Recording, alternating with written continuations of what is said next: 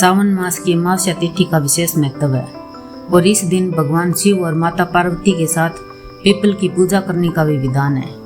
मान्यता है कि अमावस्या के दिन पीपल की पूजा करने के बाद कथा सुनने व पढ़ने मात्र से जीवन के सभी संकट दूर हो जाते हैं और जीवन में सुख समृद्धि आती है। एक समय की बात है, राजा महल में अपने परिवार के साथ सुखपूर्वक निवास किया करता था। उसका एक पुत्र था जिसकी शादी हो चुकी थी। राजा की पुत्र वधू ने एक दिन रसोई में मिठाई रखी हुई देखी तो वह सारी मिठाई खा गई। जब उससे पूछा गया कि सारी मिठाई कहाँ गई तो उसने कहा, सारी मिठाई तो चूहे खा गई। पुत्र वधू की यह बात चूहों ने सुन ली और वे इस गलत आरोप को सुनकर अत्यंत क्रोधित हुए। इसके बाद उन्होंने राजा की बहू को सबक सिखाने का निश्चय कर लिया। कुछ दिनों के बाद महल में कुछ मेहमान आए। चूहों ने सोचा कि यह अच्छा मौका है राजा की पुत्र वधू को सबक सिखाने का। बदला लेने के लिए चूहों ने बहू की साड़ी चुराई और उसे जाकर अतिथि के कमरे में रख दी। जब सुबह सेवकों और अन्य लोगों ने उस साड़ी को वहां पर देखा तो लोग राजा की बहू के चरित्र के बारे में बात करने लगे। यह बात जंगल में आग की तरह पूरे गांव में फैल गई। जब यह बात राजा के कानों तक पहुंची तो उसने अपनी पुत्र वधू के चरित्र पर शक करते हुए उसे महल से निकाल दिया।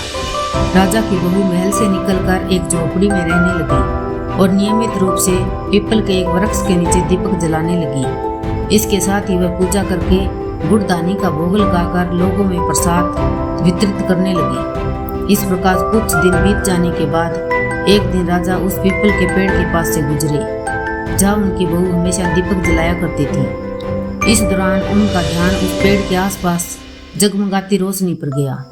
राजा इसे देखकर चकित रह गए।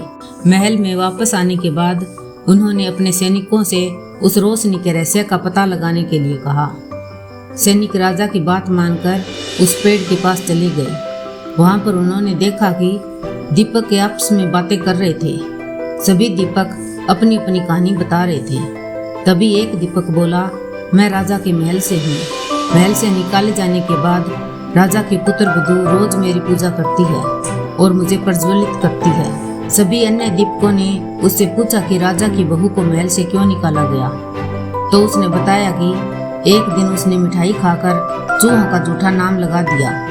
इस पर चूहे नाराज हो गए और राजा की बहू से बदला लेने के लिए उसकी साड़ी अतिथि के कमरे में रखाए। यह सब देखकर राजा ने उन्हें महल से निकाल दिया। यह सब सुनकर सैनिक भी हैरान रह गए और महल वापस आकर उन्होंने राजा को पूरी कहानी सुनाई। यह सुनकर राजा को अपनी गलती का एहसास हुआ और अपनी पुत्र वधू को महल में वापस बुला लिया। इस प्रकार पीपल के पेड़ की नियमित पूजा करने का फल राजा की बहू को मिला और वह अपना जीवन आराम से व्यतीत करने लगी। दोस्तों, आज की वीडियो यहीं पर समाप्त होती है।